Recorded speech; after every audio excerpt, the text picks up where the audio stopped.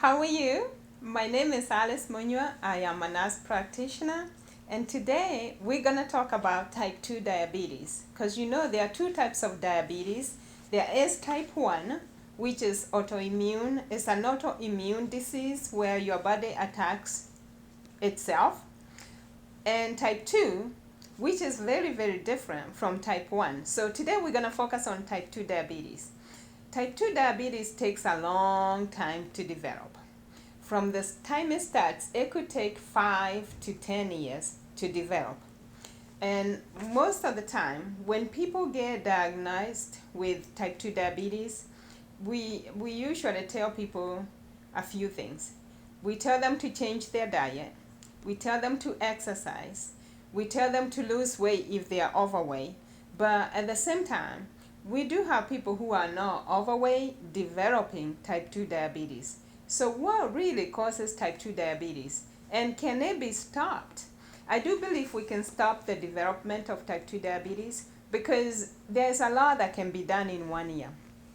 If you went to the doctor today and they did your A1C, which they normally don't do if your blood sugar has been fine, they usually will not do it. But there are cases of people who have a pre-diabetic condition, and if they come to you fasting, which is the way we normally do our physicals, when people come in for their physical, we tell them to be fasting. So you come in, you're fasting, we take your blood sugar, and blood sugar is normal. Then we don't go ahead and do hemoglobin A1C, which will be really good at catching some of the pre-diabetic conditions that we have, because we know that most people are pre-diabetic for a very, very long time before they become diabetic and before they start having symptoms. This is a disease that we can reverse. This is a disease that we can stop in its tracks.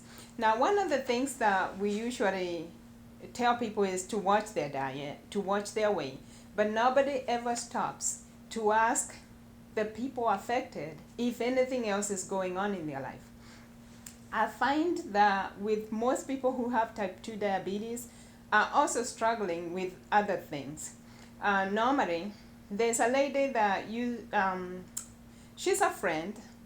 I was talking to her, and for whatever reason, her doctor could never control her blood sugar.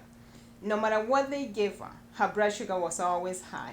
So I sat with her, talking with her one time, and I said, something is bothering you. This is not normal, that they're giving you all kinds of drugs. They are even giving you insulin, and your blood sugar is still high.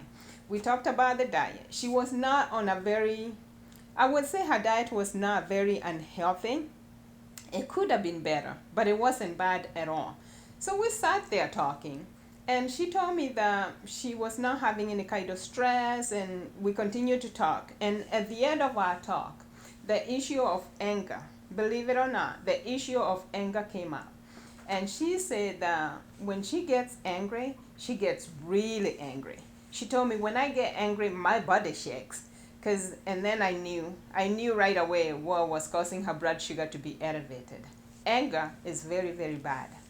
Anger can cause your stress hormones to go up. And in type 2 diabetes, you find that cortisol is the one that really goes up. This is type 2 diabetes is an endocrine disorder. And when you're constantly getting angry, your blood sugar will stay up. When your blood sugar is up, you're going to have issues. You will have terrible, terrible issues. Another thing that keeps the blood sugar, this hormone, high is toxic work schedules. When people are working too much and they're not having enough rest. Another thing is living with toxic people. When people are bothering you, that you lay down and you cannot sleep. This is something else that was going on with this lady, the friend that I just told you about, who was having anger issues. She could go through the night without any sleep. She will lay down in bed and will not be able to sleep. That too can increase your cortisol, and it can increase your blood sugar. Now, it is really, really good if you have diabetes to look at those things, especially if you have type 2 diabetes. Look at your schedule. Are you working a toxic schedule? Are you working with toxic people? Are you living with toxic people? You know, husbands, children, whatever, spouses. Are they toxic? Do you have toxic neighbors that are bothering you? Because you cannot get angry without hurting yourself. And that's why the Bible always tells us that when you get angry, you make sure you work on that anger. Do not go to bed angry, because your body will be producing a whole lot of cortisol when you are asleep, and your blood sugar will be high. Now, when we don't take care of our blood sugar properly, it can damage our blood vessels, and it can go ahead and cause heart disease. It can cause kidney disease, kidney failure. It can cause blindness. It can cause even hearing problems. It can damage your nerves, your healing nerves. So you can actually, this is new. I didn't even know this, but I was reading somewhere, and I found out that type 2 diabetes can cause hearing problems. It can also cause dementia. Yes, your brain cells can die. So it is not a good thing to have type 2 diabetes. It is a disease that we should control. And more than our diet, we need to control our emotions. Emotions of fear. Because like I talked about hypertension, fear is the one that causes your blood pressure to go up. And people have so many fears. So when you have high blood pressure and type 2 diabetes and high cholesterol, you are in for a major problem. People have heart attacks because of stuff like that. This is when you have all those three diseases. Now we call this cardiometabolic syndrome, and it's really bad.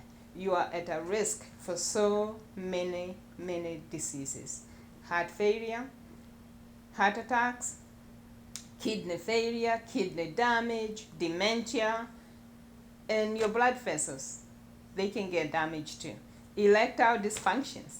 According to research, 50% of men who have erectile dysfunctions also have type 2 diabetes. Think about that. This is a disease we can control. So with that, I hope I gave you a nugget that is not just the diet. You have to look at your emotions as well. Thank you.